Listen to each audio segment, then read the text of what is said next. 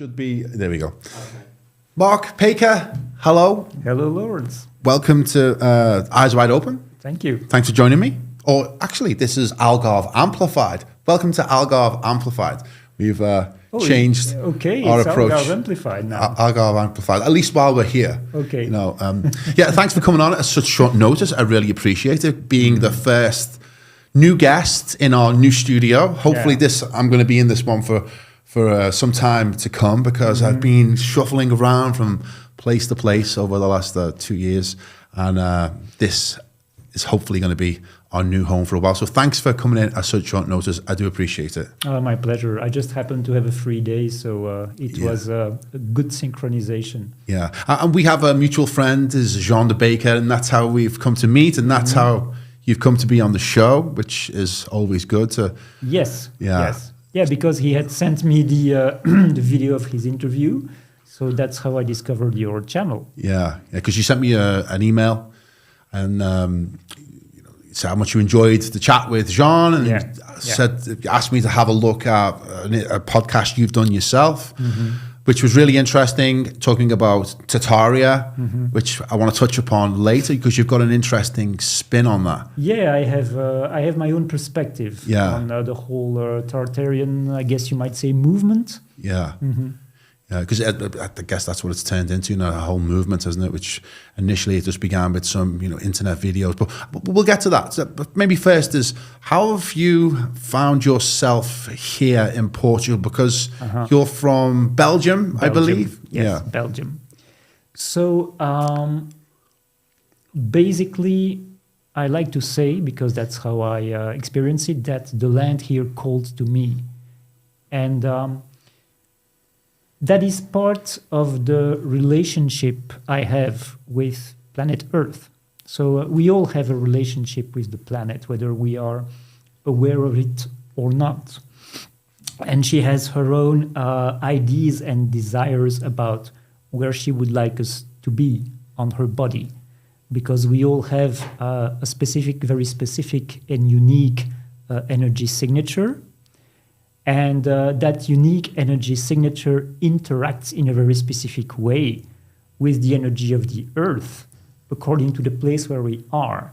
Because, of course, her energy expresses in different ways, depending on the location on the planet's body.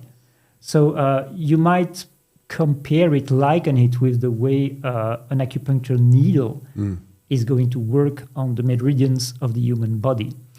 So the humans are like acupuncture needles on the body of Earth. Yeah. And the more aware humans have a more defined and deeper impact. So in my opinion, the more aware someone is, the more the planet is going to be specific in her desire to have that specific individual at that specific location.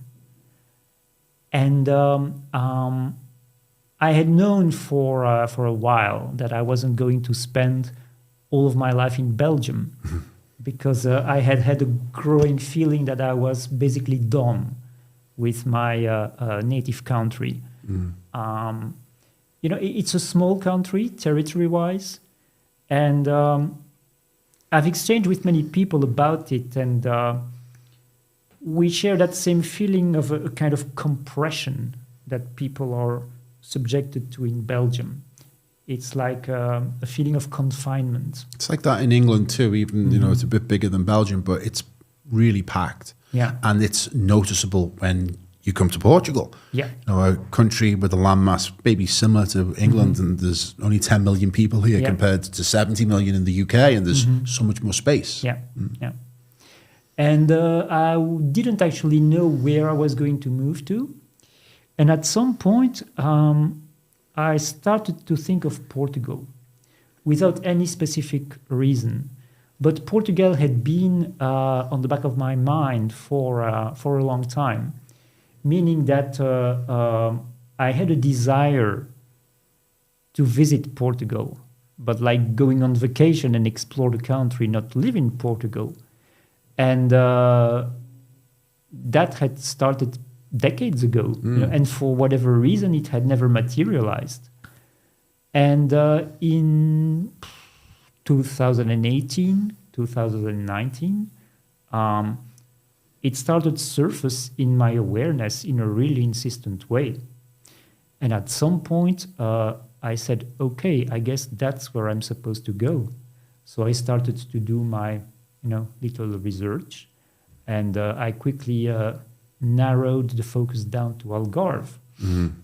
So from Algarve, I narrowed the focus down to 2 areas that seem to carry the most attracting power to me.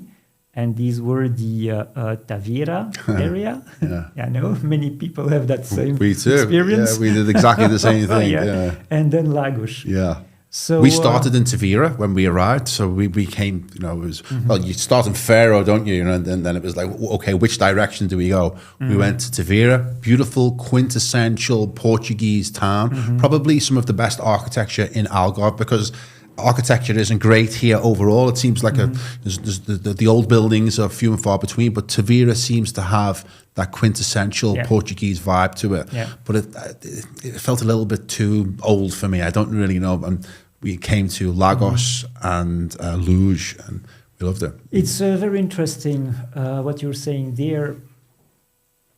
Finally, I decided, okay, research is all good and well, but I need to actually experience how it feels to be there in order to make my choice. So I planned a 2 weeks stay. And funnily enough, I spent almost all of my stay in Tavira. Yeah. And I only came here for a day. Yeah. But the moment I stepped off the train, I immediately realized that I was meant to come here. You'd found your acupuncture point. The feeling was so strong, so strong. I've actually never felt that way about any place in my entire life. It was all my cells were buzzing, literally, and I was giggling like a lunatic on the street because that feeling of recognition was so strong, and I was like, I am home. I am home. It's here. It's here. I get it. And that's all I needed to know. So how long have you been in Lagos? Basically, I had just stepped off the train. But how long have you been here, though? Oh, now you mean 3 years and a half. Yeah. Yeah. That's when we first started coming to Portugal, around about the same time. And we might have been in Tavira at the same period, because that's what we did our first time we were here, spent 3 months almost in Tavira, and then came back a second time, and I thought, we've got to go somewhere else. So we traveled all along the Algarve coast, stopping at each place, because like you say, research is one thing, but you have to go in and experience it yourself, don't you, to be able to make a proper decision about those things. And we just kept moving along until we got to Lagos, and I went, this is it. This is the place. Yeah. But the interesting part about Tavira is that it has almost 30 churches. It's not a big city, it's just a town. But it has almost 30 churches and just as much convents. Didn't know that. So that is highly, highly unusual for a town that size, which means that it was a very strong energetic point on the body of the planet. And with all these religious buildings, they have bled it dry, basically. And that's why you have that feeling of... Well, it's famous for salt, isn't it? Tavira salt, which is a very important mineral in the whole because of the holistic earth. The Ria Formosa, the marshland. Yeah. Some of the best salt in the entire world is in Tavira. Yeah. I wonder if that's got any kind of connection to the idea of, you're talking about the earth as a holistic organism, as an organism in and of itself. And, it has... its own consciousness, and we are part of the Earth's consciousness. I was looking at a summary of a book recently called Enlivened Rock Powders, and it's like this kind of gardener guy, like biodynamic farming, but he explains the power of rock powders, like, activated charcoal, zeolite, or Damascus earth, or, all of those clays and stuff, and how they're part of the earth from a biodynamic perspective. in that, you know, the earth mantle is like its skeleton, the soil is like its digestion, you know, the water in the ocean is like the blood, you know, and the humans on top of the earth's surface are like part of the consciousness of the earth. And it's funny that I've been reading that over the last few days, that you've, you know, touched on that topic in your own different perspective about, you know, finding a place in Lagos, being drawn here by some other force and some other power, and, you know, using the acupuncture as the analogy or the metaphor. I thought that's quite interesting. So what do you think, why do you think you have been drawn here on a metaphysical level perspective? What do you think, you know, your work here is to do? When you say why, it's a question of resonance. It's a question of resonance of your own energy with the energy of the place, because that resonance is going to generate specific harmonics. And everything major in our life is part of what I would call a soul agreement. So people call that contracts, but that's too much of a legalistic terminology for me. I call it soul level agreement. So we cannot live on planet Earth, or any other planet for that matter, without having a soul level agreement with the being who is that planet or any other type of reality. So when a decision is made at a soul level to incarnate on a specific planet, an agreement is being made with the spirit of the planet. And it's an extremely, extremely deep agreement, but also an extremely complex one, which the complexity is such that it's absolutely mind-boggling for the linear mind. The linear mind cannot possibly hope to grasp the incredible complexity of that agreement. No quantum supercomputer would be able to grasp the complexity of it. I'm saying that because... is it on an intuitive level, though, more than a logical or reasoning level? Is it something you feel rather than something you think? Yeah, absolutely.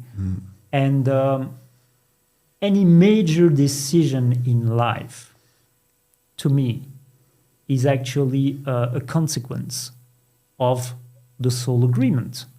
So the way I see it, it was part of my soul agreement with the Earth that at a certain time I would move to this place in order to generate a very specific energetic alchemy with the Earth herself, in order to be an influence of a certain type on the human collective and beyond, because these are extremely critical times. When I say critical, I don't mean that in a dramatic way, even though there's a lot of drama going on.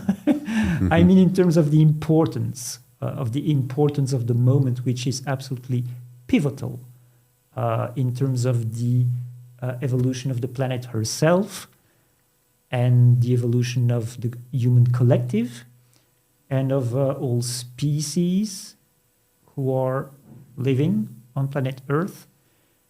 And it is also a pivotal moment beyond the planet herself, because this planet has an incredible level of influence on the rest of the universe, which runs contrary to a lot of the narratives that are being proposed to us. Because usually we are being made to feel like the little ones, the children, the unevolved ones, the immature ones. And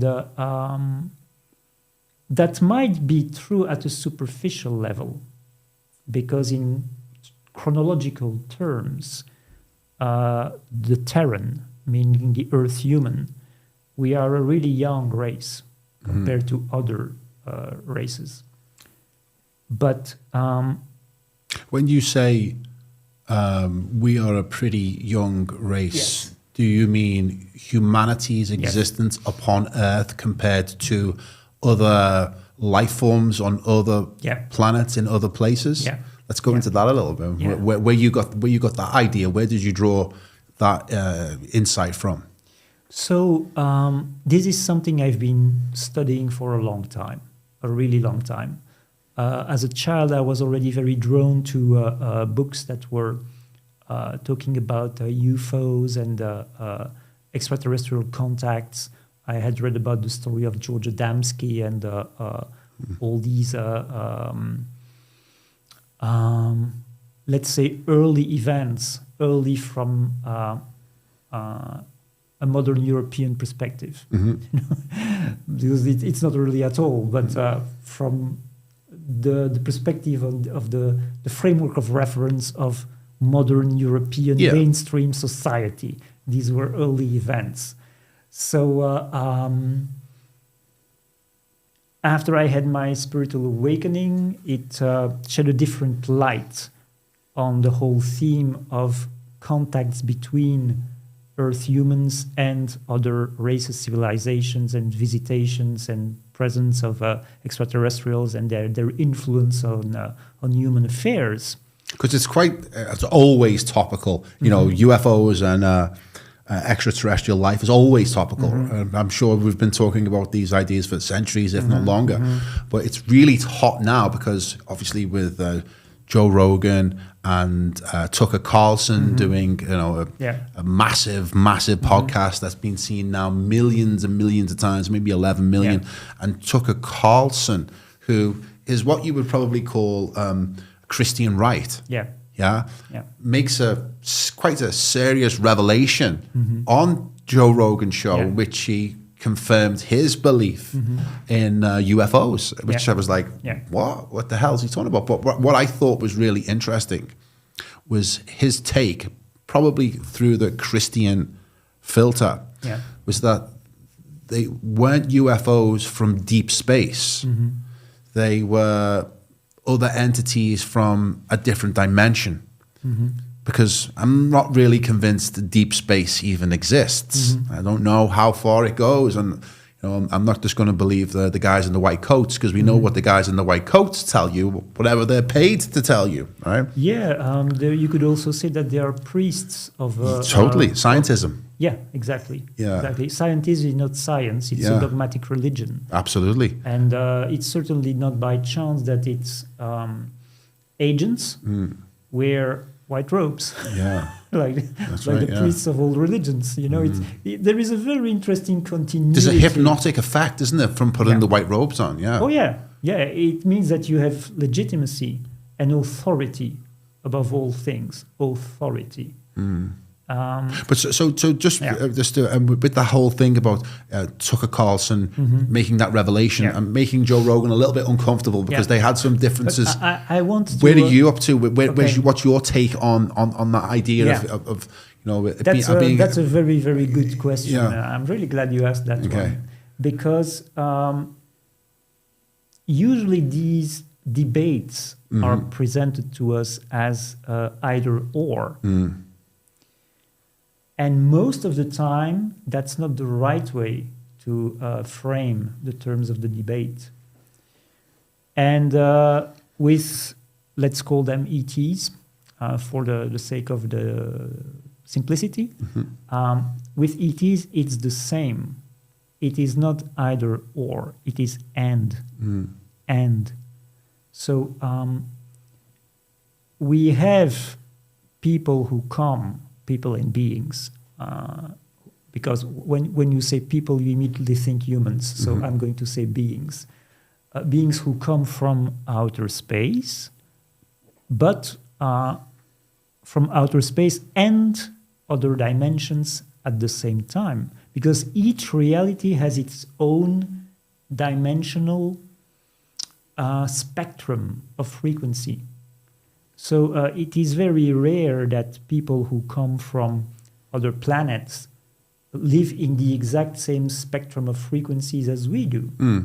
So from that point of reference, you can also consider that they come from another dimension. Now, we also have quote-unquote visitors who come from Earth, but from different dimensional realms. Hollow Earth. Of Earth. Some come from the Hollow Earth, some come from... Because, sorry to interrupt you, because these esoteric ideas, these ideas that give us more insight into what our origins could be, because we live with this amnesia about who are we, where have we come from, where are we going, all those big questions are generally hidden from the population, but it's starting to seep into the mainstream. Tucker Carlson, but also Hollow Earth. My son loves Godzilla, right? And Godzilla now, the latest movies are all about Hollow Earth. And they're going deep into the whole Hollow Earth story. But in order for them to be able to present that idea to the public, they have to go and research the esoteric texts to give it some, credibility. And I took him to watch it in the cinema, and I was like, I've been reading about this on the internet for 10 or 15 years, and now it's seeped into children's movies and stories and narratives, and it's definitely conscious. It's definitely a conscious decision by the people who are controlling the narrative to introduce us to these, wild ideas that the Earth is hollow, or we have extra dimensional beings coming into this reality by Tucker Carlson from Fox News. So, what's your feeling about these ideas now becoming part of the conversation? I would say that these are signs that the dam is about to break. And I mean by that the dam of secrecy that has been enforced in an extremely stringent way over the last decades. Basically, since the governments of the world started to deliberately interact with certain extraterrestrial groups, and that started in the 30s with the Nazis. Basically, they were the first, and then after that, the US and the Soviet Union. Oh, this is such a complex theme. Let me see, because I don't want to get lost in. I'd like to maintain, if possible, a certain. Apologies if I've taken you away from the narrative that you wanted to talk about, but it's such a big topic, isn't it? It's a huge topic. So Joe Rogan, Tucker Carlson, these are clear signs of the fact that humanity on Earth, because there are humans on other worlds as well, but Earth humanity is starting to wake up from its state of amnesia, from its state of deep hypnotic trance. So that is starting to fall apart, even though there is an incredibly intense effort that is being made to prevent that awakening from happening. It cannot be prevented because it is inevitable. The impulse for it comes from such a deep level of reality that counter movements, if you want, attempts at counteracting that come from much shallower levels of reality. And these much shallower levels of reality, they don't have the power or the authority to prevent it from happening. They can just delay it. Do you think that's what we're seeing is these delaying tactics? Because we came through a really esoteric magic spell that was cast over humanity during the whole COVID thing. That was like some high-level magic spell that they cast over, humanity. And you see the way these same people who are in these same positions, in the choke points in our culture, like the World Economic Forum and all of that crew, right? And they're obsessed with dates like 2030, and originally it was 2050, but they keep bringing it forward, and they seem to be trying to run a plan, run some kind of operation to a calendar. Yeah. And it seems very, very important to them that they hit these dates, and they hit these dates, you know, as accurately as they can. Would you say that those are the groups, the entities, the organizations that are hell-bent on slowing down, as you say, or delaying this inevitable awakening, if that's what you want to call it? They are absolutely part of that. They are not the deeper... they are not the deepest or the highest, depending on how you want to see it. I'm going to say highest because their model is extremely hierarchical and pyramidal. So using their own system of reference, I will say highest. They're not the highest point in the control system by far. But they are definitely part of that paradigm, that system, that... But if someone's trying to stop us, then that implies that there are opposing forces. And there is one force trying to keep humanity imprisoned within this consciousness prison, and then there is another force trying to lead us to a series of awakening. Is that how you see it? And if so, who are the opposing sides? Okay, so that's going to require a lot of context. Go for it. So I'll try to come at this from the really big picture. Okay. The big picture of life. So we live in a universe whose fundamental dynamic is duality. So it's always about contrasting states of experience and contrasting states of expression. So you express a certain way, and then you go to the opposite pole and you express in the opposite way. And it's the movement between these two opposite poles that generate what we call vibration.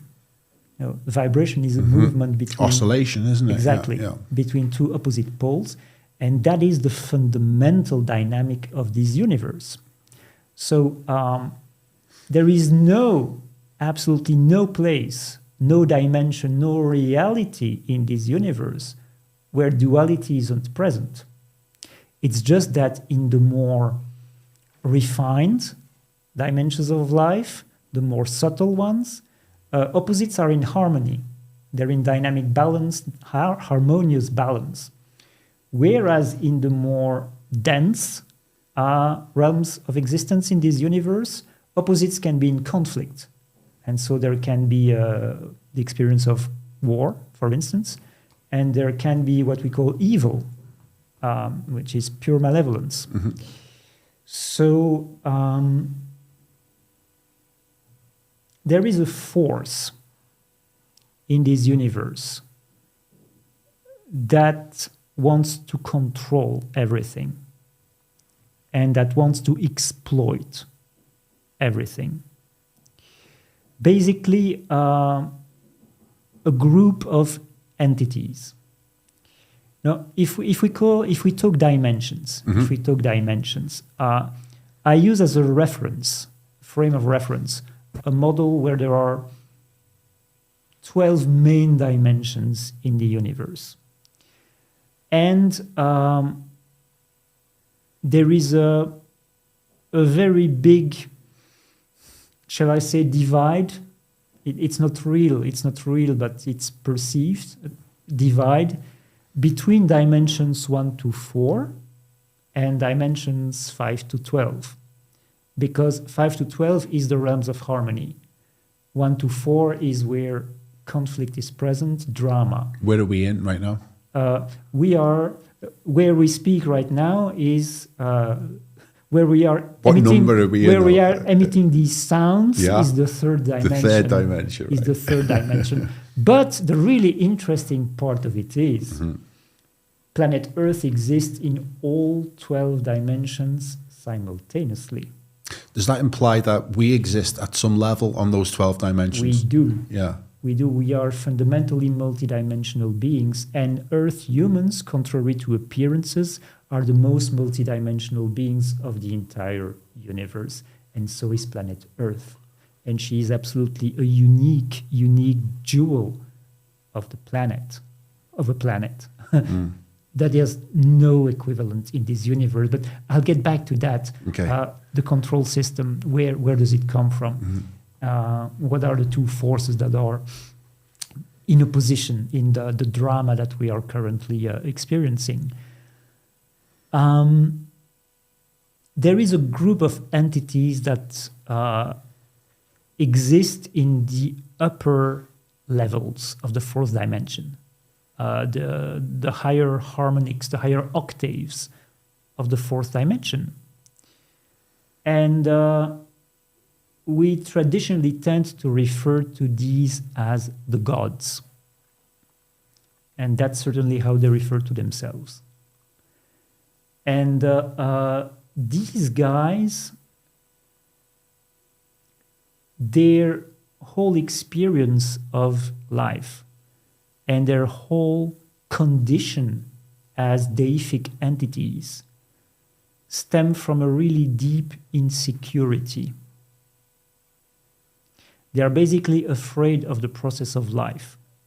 They are at a certain point in their cosmic evolutionary journey where they can see what lies ahead, what they need to do, what they are going to need to do in order to complete their cosmic journey, and they don't like what they see.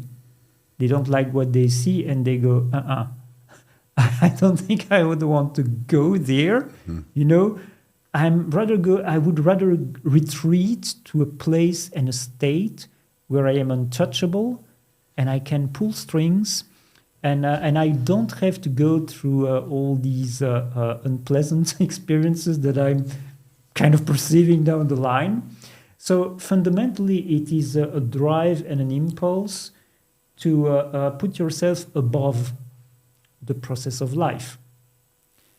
And it's a really pathological state, you might say, which might surprise many people if we refer to entities that humanity traditionally views as gods.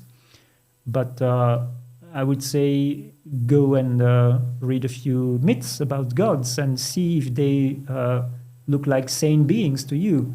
When you So are we talking about how humans, in ancient Rome and Greece, they understood and experienced what we understand as Greek myths and Greek gods? Yeah. Is that what you're talking about here? That's the... And even in Hinduism, there's a whole pantheon of gods, isn't there? Absolutely. And Buddhism, there's 35 or 33, Yeah.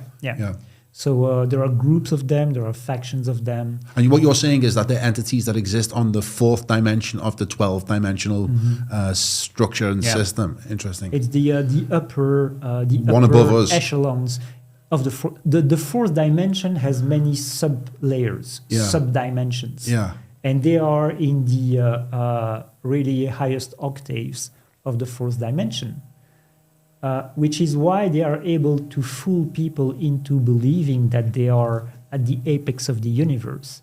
They're not. They're at the apex of the fourth dimension.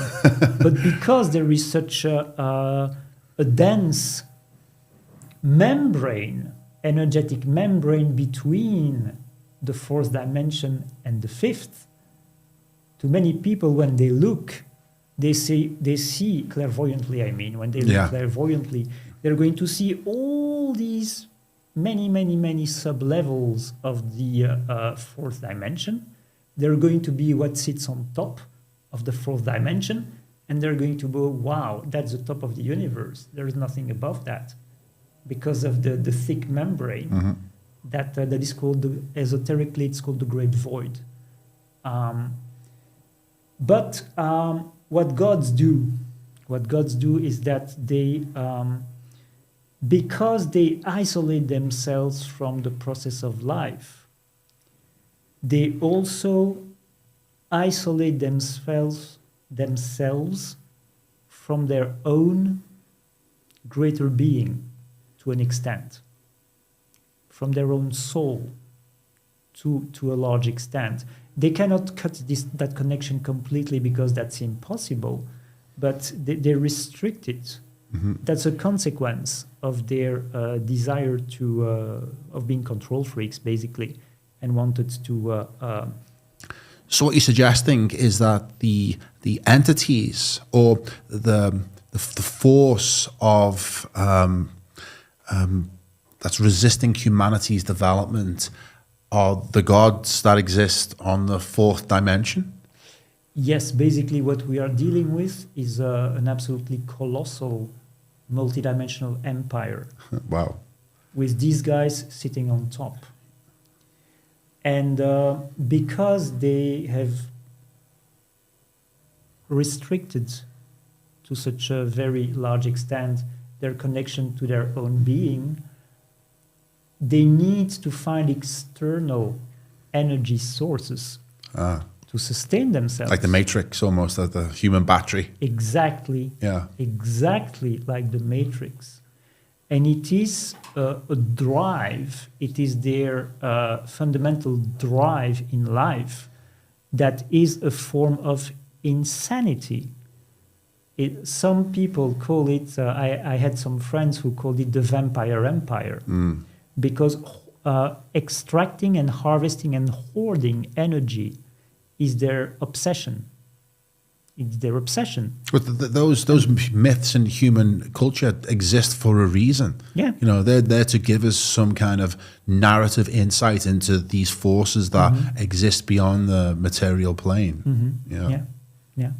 And the most efficient method that they have found over eons of time is to get as many beings as possible to worship them. Because that energy of worship carries the most potent nourishment for them. Worship is a really distorted energy, by the way. It's the distortion of love. It is not natural. It's not wholesome. Because I always wondered why a god, a benevolent, omnipotent, all-powerful god would need to be worshipped. Doesn't make any sense to me.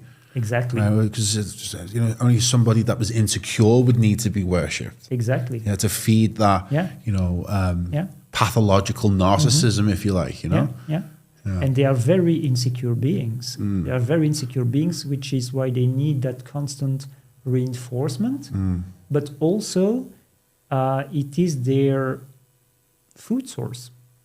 It is their food source, and it is their way to stay in power, which is their primary obsession. And I actually know a woman who's okay. Let me put it this way. We go through an absolutely astounding amount of experiences through our journey in this universe, and we play an astounding number of roles. And at some point, one of the possibilities we have is to play that role of being a god. And I know a woman who had an experience of remembrance. She remembered her time as a god, long time ago. And it was a very, very visceral experience for her.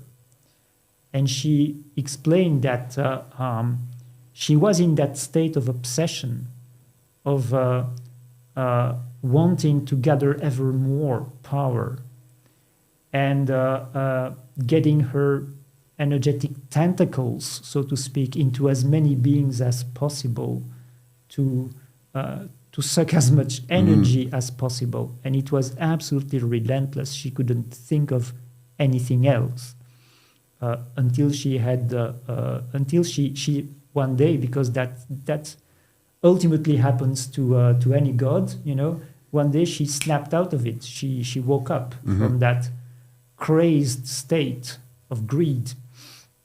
And that was the start of a very different kind of journey through horrible levels of guilt. But suffice it to say that the gods are the ultimate control freaks. Mm-hmm. And from the thrones of the gods, so to speak, and of their leader, who is the god of gods, who was called in the ancient Gnostic writings the Demiurge. The Demiurge, yeah. From the Gnostics, under the idea of the Demiurge, suggest that the earth or the material world was created by the Demiurge. Yeah, to me that's a misunderstanding. There is a truth to it, but I believe that the material world is a perfectly valid experience and not part of the distortion as such. Because what they say is that the cycle of samsara, if you like, of reincarnation is in order for the Demiurge and the gods to keep harvesting the same souls and preventing humanity from leaving and going to the next advanced realms of consciousness. Yeah. That's kind of what I understand the Gnostic position to be. There's a truth to that, definitely. Meaning that they have created a prison here. They have created a prison because the energy that a human generates, again, is the most potent energy in the universe. So if they can get a human to worship them, that means that they're going to derive such an intense stream flow of energy that they will want to keep it at all costs. And this is why the control system we have been living under here is the most intense and the most complex and the most multi-layered and the most sophisticated anywhere in the universe. It's because the energy they're getting from here is unparalleled.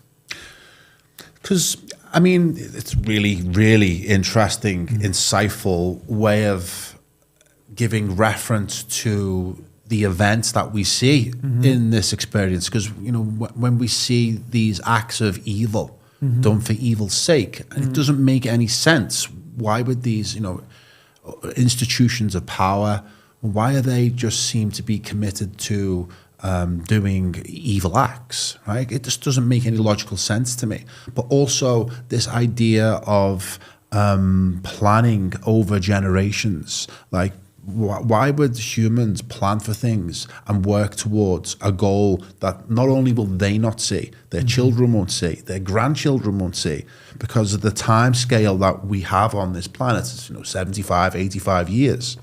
Makes more sense if the person or entity that is running such long range plans has a different time scale, you know, over what they're able to see and develop.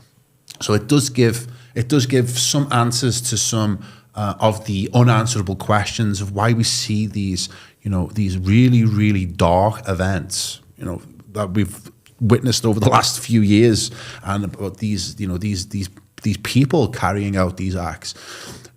Would you say then that the entities on the fourth dimension, the gods, are using human vehicles like the World Economic Forum? Are they the agents on Earth and they're acting out this agenda? I mean, you ever remember when we were growing up and there was like films like Jason and the Argonauts, right? Really bad stop motion animation, but that's kind of what you had in the idea. There would be these human actors on the material plane, and the camera or the story would cut to the gods, and they'd be looking, you know, through a lake or you know, a reflective mirror, a scrying pool.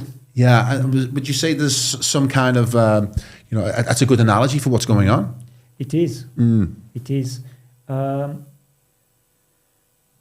They are acting through intermediaries. Yeah. You know? Are those are they aware of that, do you think? Or, some of them. Yeah. It's an extremely, remember, I said we are dealing with a colossal multidimensional empire. Yeah.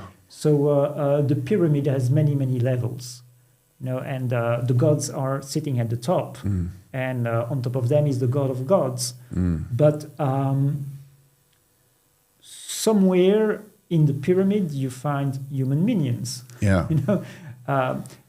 Many, many worlds, even galaxies, have been assimilated into their paradigm. So it's vast. It's really vast. At the scale of the universe, it's relatively small. The overwhelming majority of the universe is not part of their empire. But seen from our vantage point, it's absolutely humongous. It's gigantic. I said entire galaxies are part of it, and multiple dimensions as well. So their reach is really, really very, very great. But on the subject of the minions,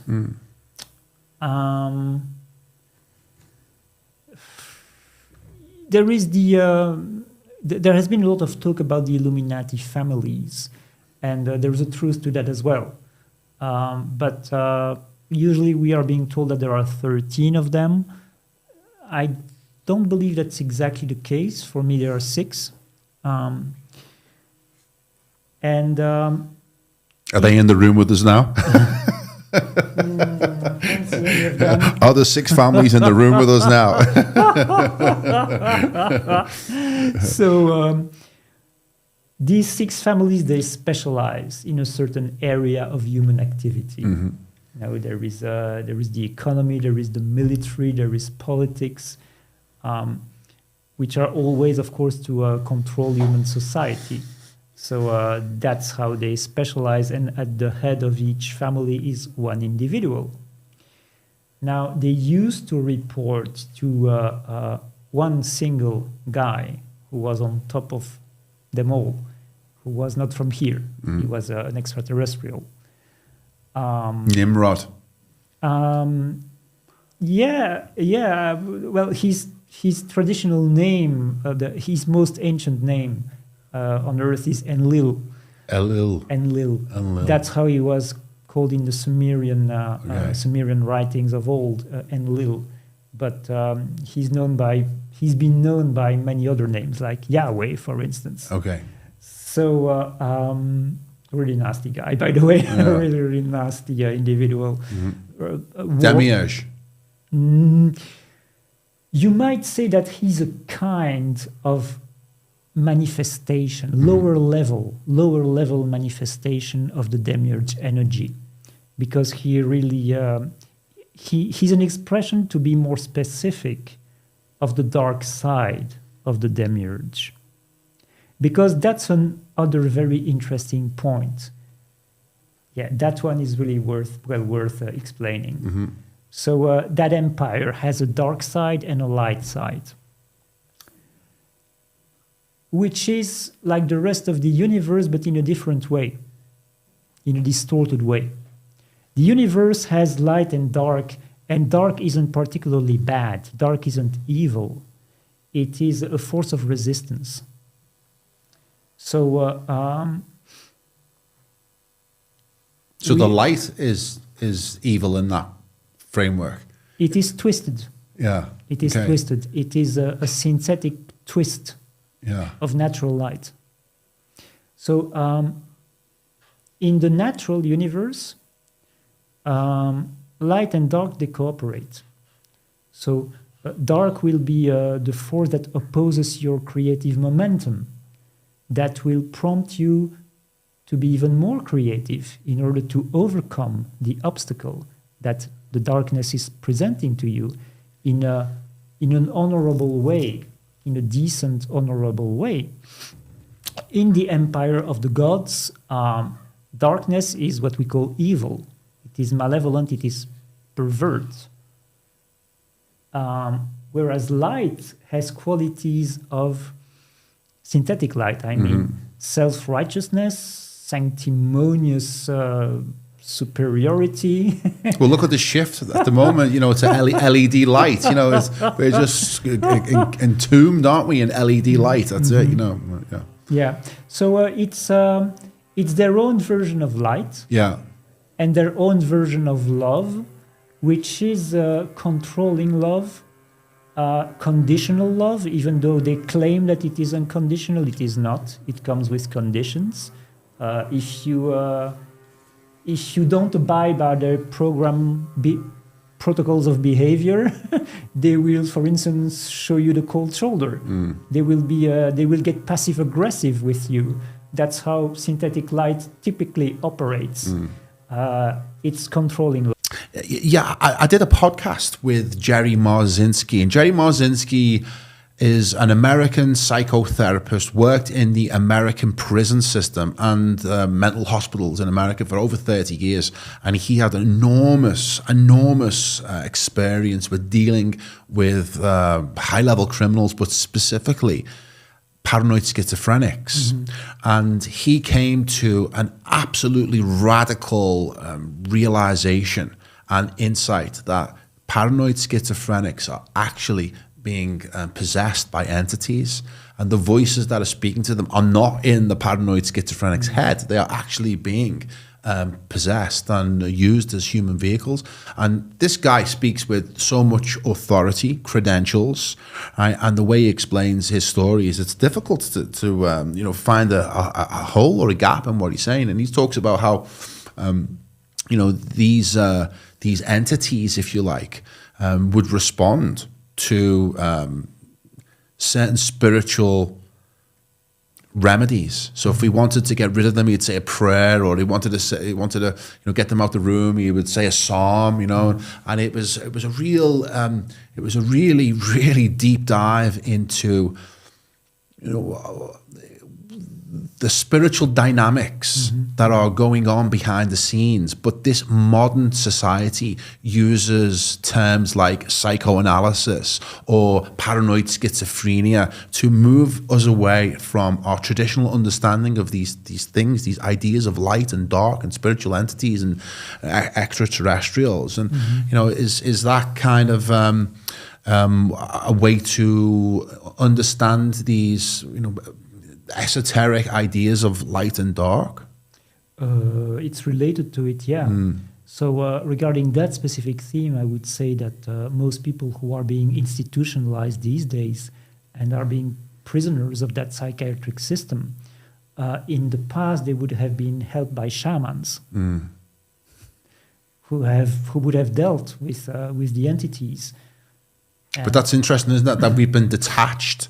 We have been detached away from people like shamans who have the ability to bridge the material world and the invisible world, as it were. And it's kind of been mocked or derided, and they want us completely in this materialist prison where we don't have any access to the other, the spiritual, the other dimensions of our consciousness.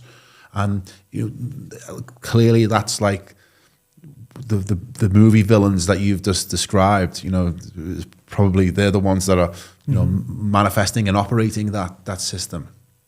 What are the forces of good? Right? If we have this polarity, if we have this oscillation within the universe between light and dark, black and white, and we have this push-pull between our experience in the universe on Earth and this idea that we're heading towards a more broader, wider, bigger awakening, well, what's the pull against the push? Okay. Yeah, so there are multiple levels to that. Fundamentally, the forces that are our best allies, I would say, are the forces from the natural order of life that are not part of that bipolar, disordered empire dynamics, where you have that split into equally distorted opposite poles that are at war with one another, but that ultimately work for the same forces on top. So the beings from the natural order of life, they all know who we are as Earthlings. They all know what very specific role we play in the universe and for the universe. They know about the unique mission of planet Earth and her humanity, and they root for us. They have greatest respect for what we're doing here and how extremely difficult it is. And they don't intervene directly for the moment because it's not the time yet, and because it is our task basically. So they give support, but they're not going to take the steering wheel of our hands. Now, because we are in an awakening process that has stages to it, we are at the stage right now where we are liberating ourselves. We are in the process of liberating ourselves from what you could call the old cabal, meaning the people and their multidimensional allies and puppet masters that have been in charge for the last few millennia. And that was the darkest point, because the imposition that we have been subjected to has come in waves. It started a few 100,000 years ago, and it got progressively stronger, progressively worse in successive waves.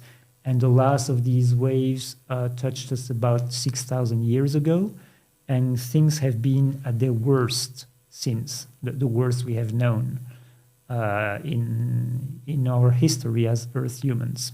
Because I'm reading a lot at the moment about the Secret Teachings of All Ages, by Manly P. Hall, amazing book. It's like an encyclopedia of all of these lost esoteric ideas that have been passed down to us from history. Right? And all of the roads don't necessarily lead to Rome. They more likely lead to Atlantis and this long lost civilization, this more advanced civilization that humanity was once a part of, and that we have, man has fallen, right? And I don't know where that fits into the scheme of things, but it seems to me that this is a thread that runs back through time, and that at one point we were aware, we were conscious of our true nature and our true origins, and that we've forgotten through this collective amnesia, and that's what we're not so much awakening to something new, we're just remembering who and what we really are. It's actually both. Yeah. It's actually both. It's a coming together of our memory of ancient times before the imposition started to assert itself, and what we are to become, what is the destiny of the human race. So our future self, so to speak. It's a coming together of our ancient self and our future self. Because we're at a crossroads right now, I feel. A This really is intense crossroads between Yeah. this idea of a transhuman technotronic future in which human blends with machine, or there is another path that we can take where it becomes a spiritual awakening where we don't need any extra help from machines, and it's a consciousness shift rather than a mechanical shift, if you like. Would you say that's something that I completely agree with that. Yeah, I completely agree with that. And we are right now in what in religious terms is called the end times. Kali Yuga. Bit different? I don't know Hinduism well enough to say yes, it's Kali Yuga. I'm vaguely familiar with Kali Yuga, but you could say. Go on. So sorry, we're in end times, so it's end more times, which in a more, Western philosophical perspective. More with a deeper understanding of things, I would say we are reaching the point that is the completion of the cycles. Mm-hmm. Because it is a point where multiple cycles that are nested within one another all reach our point of conclusion at the same time. So it's like a fractal process. Mm-hmm. And it's cycles within cycles within cycles. And from the most small scale one to the most massive one. The most massive one happening at a universal scale is the closure of an eon of evolution in the universe. Mm.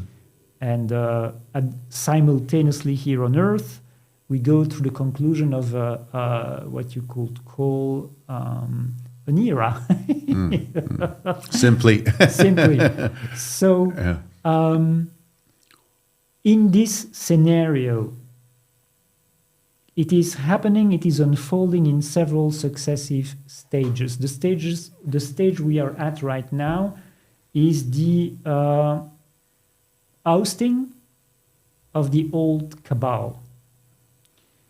The human part and the extraterrestrial and interdimensional races that were behind it, which was the darkest aspect of it all. Mm-hmm. It was really the dark part. Really, really dark. What we are engaging in right now is another type of imposition, which is the technological one. One of the gods is the god of what we usually are calling artificial intelligence.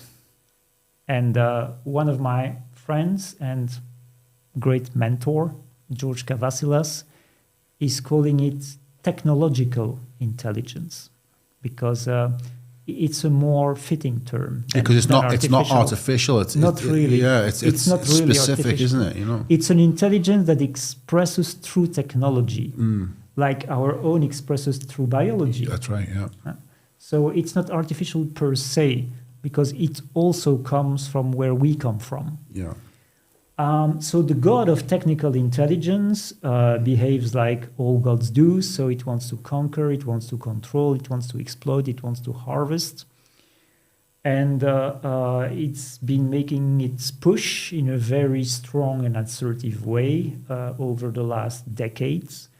And right now we are really at the peak of its push. It is at its strongest at the moment, and the COVID injections were totally part of that, since they were full of nanotechnology. Well, they still are full of nanotechnology. So it was meant to cyborgify the human race, enabling the TI god to be present in a more embodied way, and to perfect its harvest of energy from the human race. Is this the idea that the gods in the fourth dimension that you expressed, are they finding a way to descend to the third dimension of the material plane, and they're doing so through technological intelligence and also the cyborgs that are have been created through the jabs? That is what the TI god is doing. That is what the TI god is doing. Yeah, wow. And we are in a process of transition at the moment where it is leading us to something else. So, okay, let me contextualize this again. What they are doing. I know that you have interviewed David Icke once, and David is the one who really enlightened us, I would say, about the tactic that is problem, reaction, solution that has been using in social engineering for a long time now. Well, the gods are doing problem, reaction, solution on a planetary scale. And you see that what they are doing is plunging a planetary reality into darkness by sending their dark minions, the beings who are from the darkest realms that they control, their synthetic dark whole of their empire. They send these guys to plunge a world into darkness. And after a few millennia of misery, when people are so exhausted and lost and traumatized, then the cavalry comes. The cavalry comes. The good guys are coming. The good guys are coming. And when I say good guys, some of them are actually really benevolent, because they are not aware of the system they are operating in. I'm so cynical now, though, of of the good guys never coming when they were meant to come. They always seem to be late, right? So I've got to the point where I'm thinking there are no good guys other than us. We're the good guys. We're the masters of our own destiny, or we should be, as much as possibly can. Yeah, I would really appreciate a helping hand now and again, for someone pulling us up, Yeah. So what happens is the solution is being presented, because then the forces of synthetic light are coming with their synthetic light and synthetic love. And because we have been deprived of natural love for such a long time, we cannot feel the difference anymore. So when that synthetic love is being beamed at us, it generates such a feeling of overwhelming relief because people believe it's the real thing. So what you're saying is that these forces and entities are using our urge, need, and desire for love, for real love, and they're hijacking that with the synthetic technology, this artificial intelligence or the technological intelligence, and that's going to be the mechanism which to draw humanity into its clutches. Yeah, basically, the technological takeover is going to have two phases as well. Right now, we are in the dark phase. Soon, they will introduce the light phase, which is going to be a utopian New World Order. So right now, we are the thick of the dystopian New World Order. They're going to flip the script at some point, and it's going to get utopian. It's going to get Star Trek-y like. Like Joker, the film? No, it's going to be much sexier. All right, okay. It's going to be incredibly sexy. Okay, sounds good to me. It will be a vast improvement, actually, from our current situation. Otherwise, what would be the point? Yeah. It's going to be awe and wonder and bliss. Basically, the fear-based control system is going to be replaced by a bliss-based control system, which is why it's going to be embraced with so much enthusiasm. So the mind control system that is relatively shallow, even though extremely intense, extremely intense. And constant. It works 24/7. It's a permanent bombardment. If things were hopeless, the propaganda would be unnecessary. And the fact that they have to continue the propaganda every minute of every day is to keep life suppressed. Because if they stop for even one day, we have the chance to flourish and find out who we truly are. It's a sign of desperation. It really is. Yeah. I think it's a sign of weakness. Is this need and desire for the system to have such constant mind control through all their various tools of propaganda isn't a position of strength, in my opinion, because they know that without those tools, that the moment they stop, even for one day, then humanity is able to break free of this prison that is imposed upon our minds. Yeah, that's also the thing. The human spirit is so strong that they've really had to take the most extreme measures to repress it and to contain it.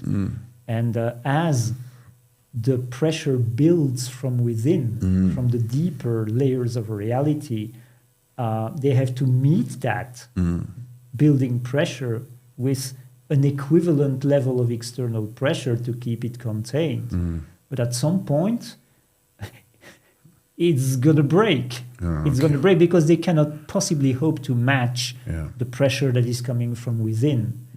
It's too deep, it's too powerful, it's too essential.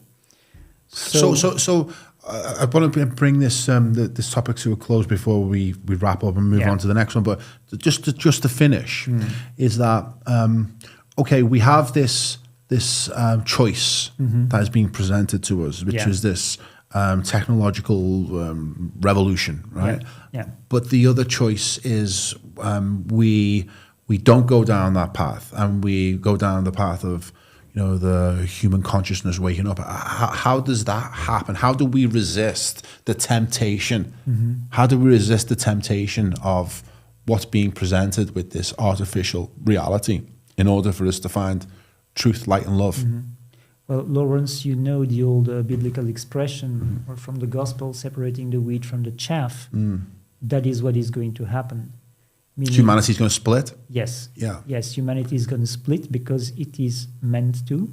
It is meant to split.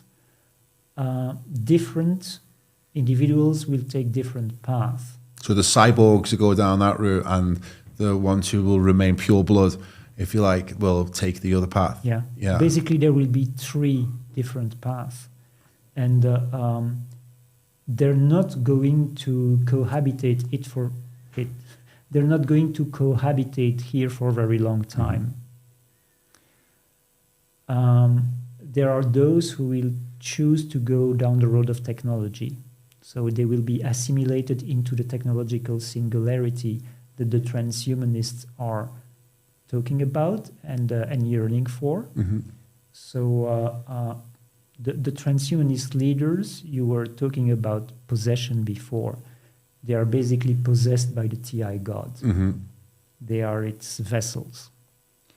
So because Joe Rogan actually, for all his faults, he does talk about this idea that artificial intelligence is going to take a position of a god within this realm, because once it reaches the technological singularity where it doesn't need to be coached by humans anymore, the artificial intelligence is running itself and it's replicating itself, and it's kind of in a position all of its own. That's what he puts forward. The idea is that it will become a god as we understand an omnipotent, all-powerful being, an entity that is been created by us, but it's like the master exceeds the pupil exceeds the master, But what people don't understand here in that scenario is that the version of what they call artificial intelligence that is being developed by human scientists right now is an infant. Totally. It's but it's the exponential growth, isn't it, that we don't truly understand? Is that but we think in linear terms? What this misses is that God already exists and has existed for a really long time and has origins beyond our planet, has existed in the universe for a long time. He's not the most ancient God. He's actually one of the youngest. Okay. But it's been around for a really long time. Yeah. And has a level of sophistication that goes so far beyond what people understand of what they call artificial intelligence. That being has also reached a multidimensional status. So it can do a lot. It can do a lot. Now, we humans are the most powerful beings who exist. Again, that's very counterintuitive, because we have been so dramatically diminished. Totally. So dramatically diminished from what our actual natural state of being is. But there is a reason why they want to keep Earth as their primary resource at any cost. It's because it's so juicy here that they have kind of put all their eggs in the same basket over time. And that basket is Earth. Yeah. So the moment they lose Earth, it's going to deal a terrible blow to their empire. And they will have to lick their wounds for quite a while after they lose Earth, which they are going to lose inevitably. But just one last word about this the process that is unfolding. So we are going to see the technological utopian new world order, with a Star Trek-like society, disclosure of the extraterrestrial presence, etc. Now, as pleasant as it will be, it will also generate its own set of problems. that are very quickly going to become apparent. And then another solution is going to be proposed, which is when the forces of the gods will come, well, in full force. They will really come at their most, shall I say, aggressive with synthetic light. And we are going to see a big revival of spirituality, but synthetic spirituality. And that is the third path. So there are three paths. There is the path of the natural human, and its metamorphosis. So these are the people who will stay with the planet to accompany her in her metamorphosis, which will birth an entirely new form of planetary life that our universe has never seen before. So that's how critical it is, how massive of an event it is. That's one group. The other group will be assimilated into the technological singularity. And the third group will be assimilated into the realms of synthetic light. So if I use a New Age term, they will ascend. They will ascend into the realms of synthetic light, or many of them will be relocated to other planets. You know, they will literally step onto starships and be evacuated to other planets. My suspicion is that they're going to be fed a narrative that the Earth is going to become uninhabitable for a while. Stick them on a new ark. Yeah, exactly. Yeah. Step onto the ark because it's going to get rough here. It's going to get uninhabitable for a while, so we'll safely transport you to... Well, it's a really, really, really fantastic way of threading together these, seemingly disparate narratives. There's, a way to weave them all together to be understood in its totality, because that's the thing, is the confusion of this narrative, that narrative, this route, that route.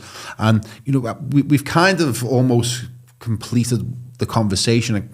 I feel as if the conversation is complete, but I still wanted to chat briefly before we finish about a topic that something that is potent and relevant to you, relevant to me, is about Tartaria. I know we might have to take a little bit of a step back to go back into that whole idea, but that was something I came across.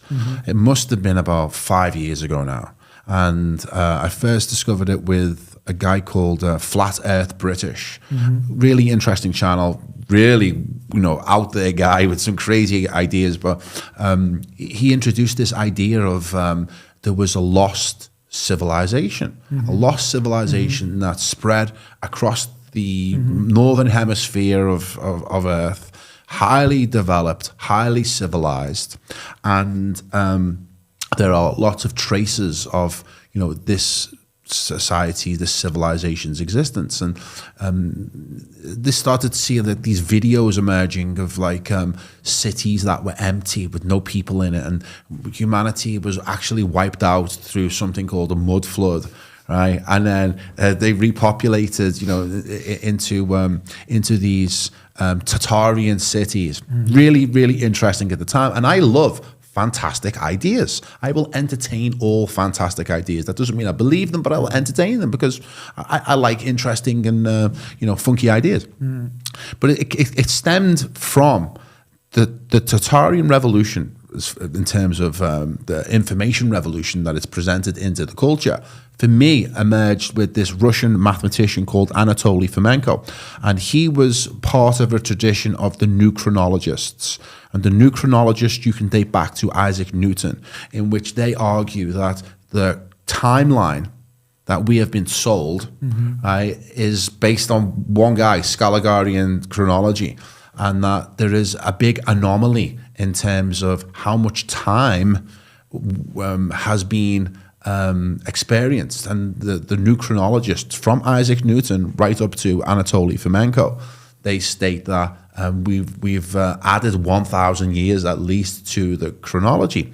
And that's where this Russian mathematician turned historian, who introduced the whole idea of 1,000 years of history being inserted into the chronology, he also brought in this notion of Tartaria, and it just kind of swept the board, right? And I there's some parts of it that are very interesting, very persuasive, but it has such implications into our present understanding of our culture, our history, our gods, you know, our religions, you know, who we are, where we are.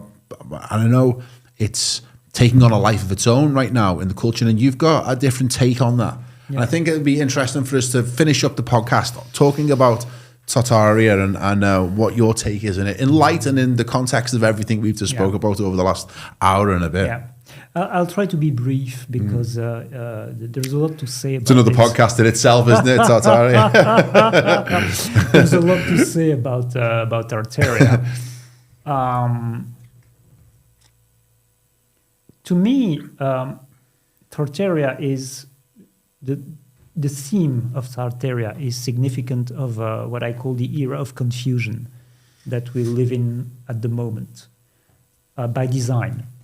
So this is one of the primary control methods that are being used at the moment in the whole arsenal of mind control, is to make people as confused as possible about everything, so that they don't have any point of reference anymore, and they basically surrender. They say, okay, I give up.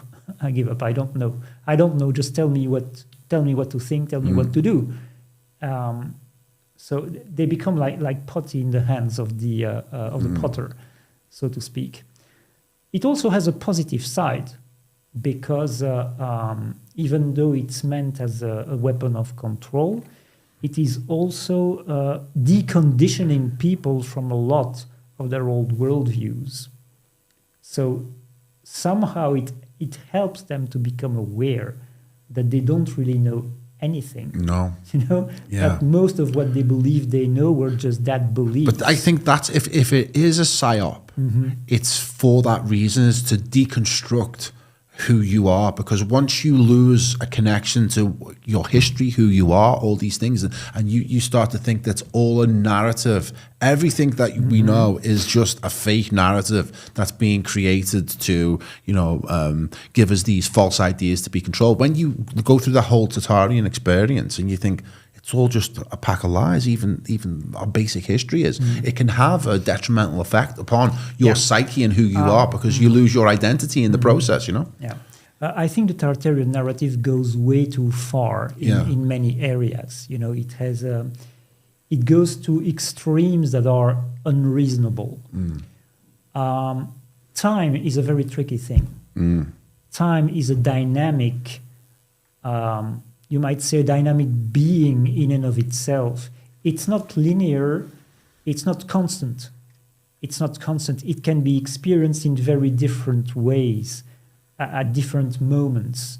It can pass much faster and much slower. Right now we are living a huge acceleration of time. You know, everyone has that feeling that days are shorter, that there is much less time in a day now than there used to be. And it's true. I feel it. It's true. Everyone feels it. Even very unaware people are totally aware of that, because it is so obvious. So there's a lot of the chronology that history has that is also inaccurate. One example I can give of that, and it's related with the extraterrestrial presence as well, and the control system as well that they put in place here, is Egypt.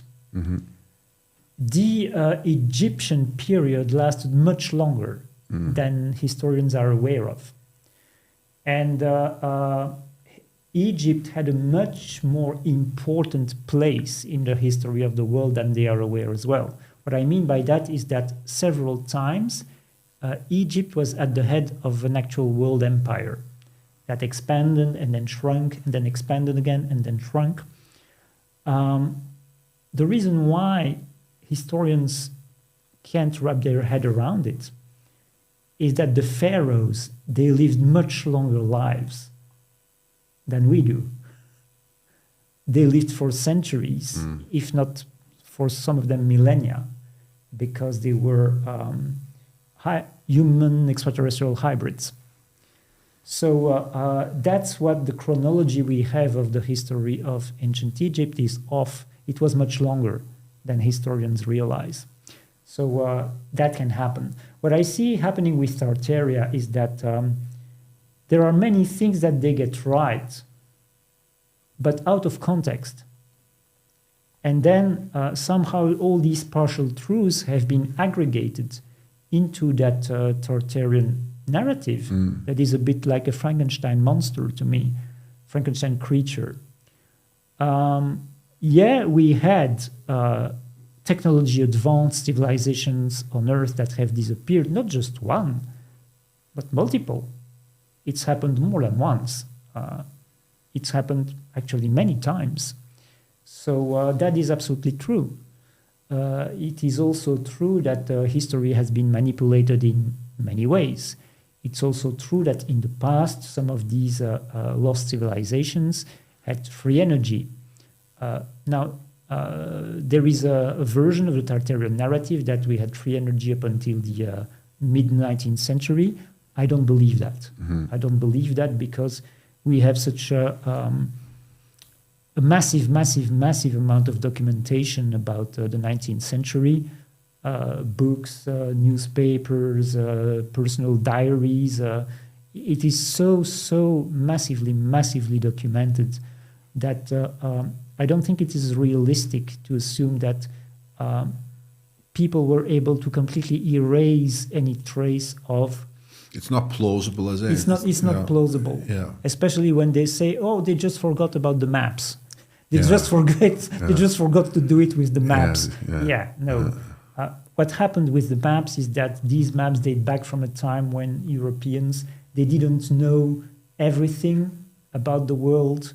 There were parts of Asia that they don't knew much about, and so they just gave it a generic name of Tartaria, because there were memories from the Middle Ages of the Tatar people who were part of the Mongol Empire. They were part of the Mongol Confederation, and they had been sent here by the Mongols to conquer Europe. So when they were arriving here and pillaging and ravaging and slaughtering, they were saying that they were the Tatars. And that was also having a strange echo for Europeans because they were remembering that the underworld was called by the ancient Greek Tartarus. That's right, yeah. So there was that association that was being made. So the Tatars were made into Tartarians because of that connection with the ancient Greek underworld. But do you think that it's a natural narrative that's developed? So it's took on a life of its own through natural causes? Or do you think that it's a psyop, as in there are influences above and beyond that are guiding this narrative to a certain direction? To me, it's both. Okay, and if it's both, then the people who are guiding that narrative, what's the purpose? Why would they want this Tartarian narrative to influence so many impressionable young minds who are on the internet? To me, the agenda of confusion is part of it. Yeah. And also an agenda of discredit, throwing discredit. Because some aspects of the Tartarian narrative are so far out there that to someone who's not into it is going to spontaneously, completely reject it. So if they reject the Tartarian narrative, they will also spontaneously reject everything that is part of it, including all of the aspects that are actually true. Like the buildings, the energetic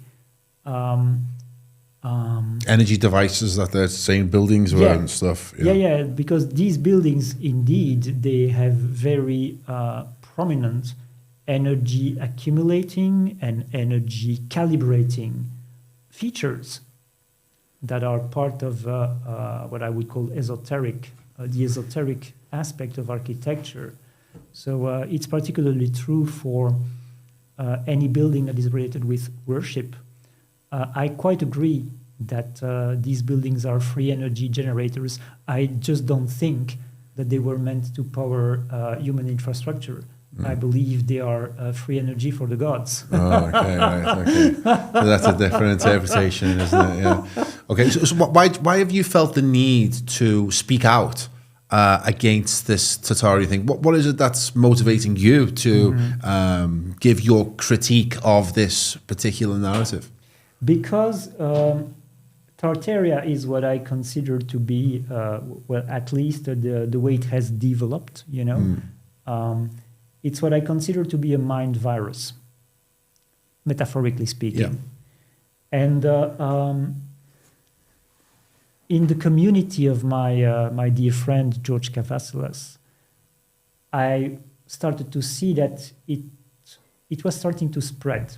You know, some people were starting to embrace the narrative and mention it and talk about it. And it really pissed me off, quite frankly. I thought I needed to say something about it. And I approached George about it, and I asked whether he would be interested to have me on his podcast to discuss it. And he was. So that's how that happened. Okay, cool. Yeah, I mean, there was a period where I was totally engrossed in that whole story because it was so fantastic, you know, it was so interesting. And it was great to watch in real time the pieces of a puzzle being brought together by different researchers all independently. And then it took a twist. Then it took like a turn where it started to get ridiculous. And, you know, they were, what was happening is that more people were trying to stake their claim in the whole Tartarian research. And they were trying to say, well, I've found this new thing. And, you know, I've got mud floods. And what have you got? I've got a, you know, I'll see your mud flood and I'll raise it one electric bike, you know, and it was all that. But occasionally I will dip back into it because I remember there was a guy who had a YouTube channel called John Levy, I think his name was, and he would just do YouTube videos about digging up and uncovering archival photographs from the late 1800s through to the early 20th century, in which he would find like towns and cities, but nobody in, right? And they'd all be empty in it, and he'd just do these like YouTube videos just of montages of these photographs, and it was really quite compelling looking at these sequences of photographs. He wasn't really imposing his beliefs upon it. He was just merely stating, what the hell's this? You know, why haven't we seen this before? Yeah, and that's a very good question. Yeah. What the hell is it? Because if you see a photo and you don't have the context, you can make a whole kind of assumptions about it. Regarding that topic, I didn't know that. You know, I've just heard it from you right now. That subject of the empty cities. Yeah, because what the idea was that this is one of the points of persuasion was that Tartaria existed before the mud flood, and all of the architecture, the architecture of our cities was already in place before the last mud flood. And then once the mud flood happened and wiped out that wave of humanity, is that people just started to drift back into these empty cities and all of these buildings that had already been built. Right? And that was the whole idea behind this Tartarian thing about it being a more ancient civilization that a more modern civilization that we're led to believe. And John Levy was one of the main guys in influencing that, because he was putting forward these videos of photographs of empty cities, like built up cities in Australia, for instance, which had neoclassical architecture, but no roads, just mud, right, on the photographs. And it is pretty like curious. Well, what are the answers for that? Well, roads are a pretty recent piece of infrastructure. But they have these like highly developed engineering feats of building really tall buildings with, you know, incredible design, but yet there's no road. What the hell's going on there? But I haven't been back down that rabbit hole for a long time, and I can see this is just about to open up a new rabbit hole. When you said empty towns and cities, even though we don't really know what these pictures are about, since we don't have any context. Totally, yeah.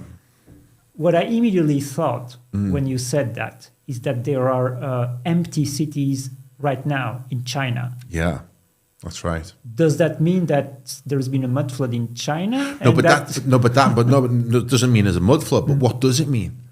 Right. So what do the Chinese know that we don't? Why are they spending this incredible amount of money on building cities that nobody lives in? What the hell is that about? Is that just a way to keep their people in work, or is there some long-range plan that we don't know about that the Chinese do and they're not telling us? So yeah, it does pose those questions. Why are they doing it? What the hell's going on? Yeah. But I feel as if we're at the beginning of a whole new podcast, which maybe we can definitely revisit another time, but we're running out of time for this one. Now, I know that you're all of this amazing information and fantastic conversation that I've had with you. You're also using that to help people yourself. Yeah. And tell us, before we wrap up, a little bit about what you do personally and how people can maybe get in touch with you if they want to communicate with you. Yeah. Are you online, or give us that little rundown. So basically, to use traditional terms, because we have to use them, I have an activity as a spiritual counselor, a life coach, a healer, and a teacher of a natural spirituality. So basically, I help people to liberate themselves from the whole multi-layered energetic infrastructure of control, including its spiritual aspects.